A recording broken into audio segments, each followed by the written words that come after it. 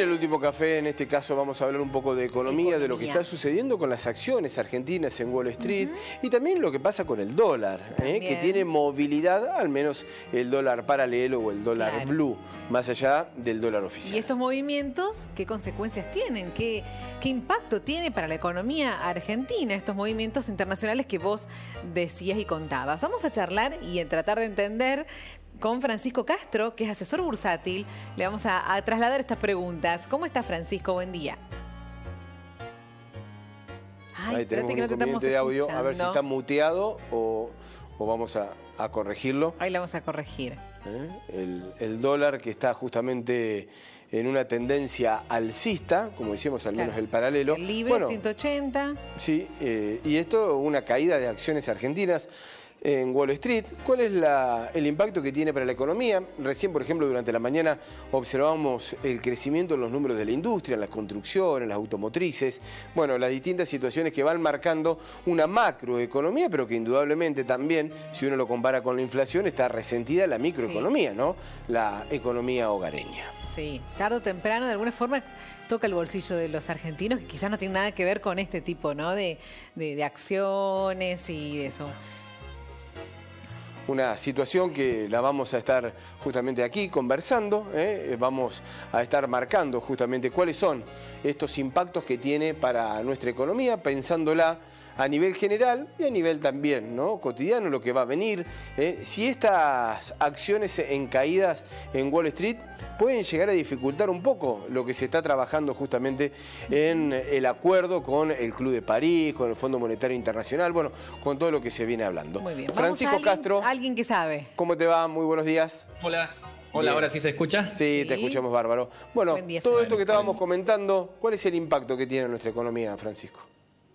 Bueno, ahí los escuchaba con respecto a qué estaba pasando en el mundo de las acciones y qué pasaba con respecto al dólar. Van claramente de la mano también de lo que está pasando en la economía.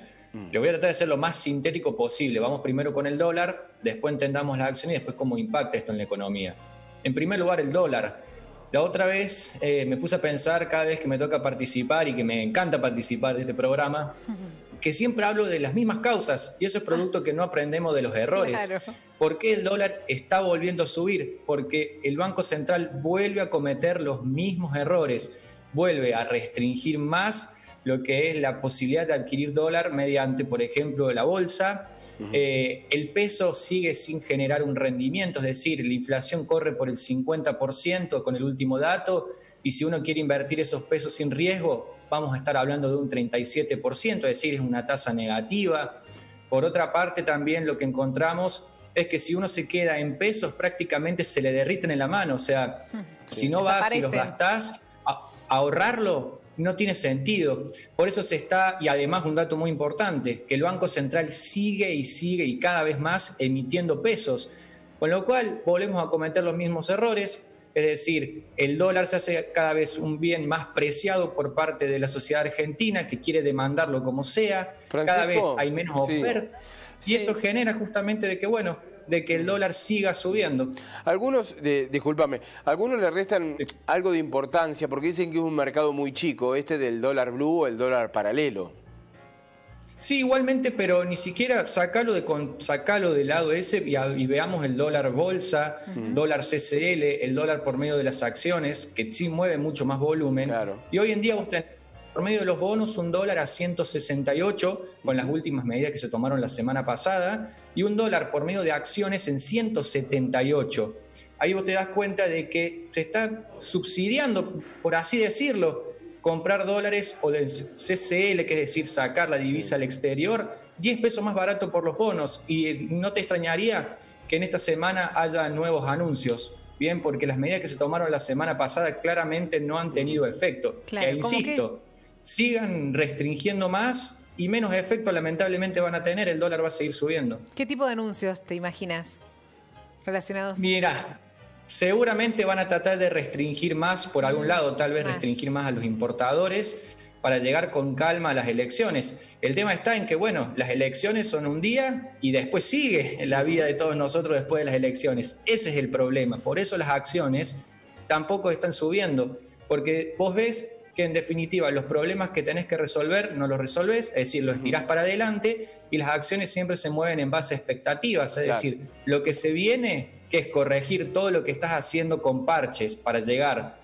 holgado a las elecciones, lo tenés que resolver el día después y ahí es donde justamente la sociedad lo va a sentir. ¿Y ese es el motivo de las caídas de las acciones?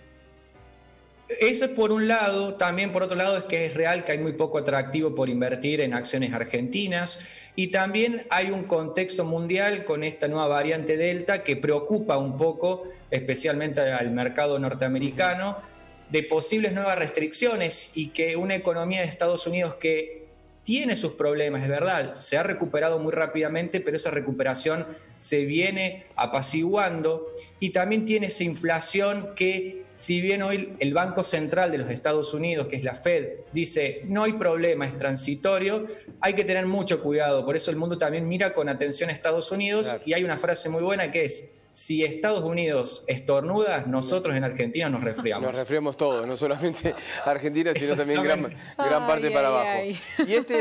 Y bueno, a todo esto, lo que nos estaba explicando, ¿cuál es el impacto real que podemos observar? Bueno, fíjense este dato. Desde que se reestructuró la deuda, el riesgo país se ha mantenido en 1.600 puntos. Uno habitualmente lo que hace es reestructurar la deuda para volver a tener acceso al mercado de capitales. Sí. Argentina hoy sigue con el mercado de la deuda cerrado. Eso afecta al financiamiento de las empresas también.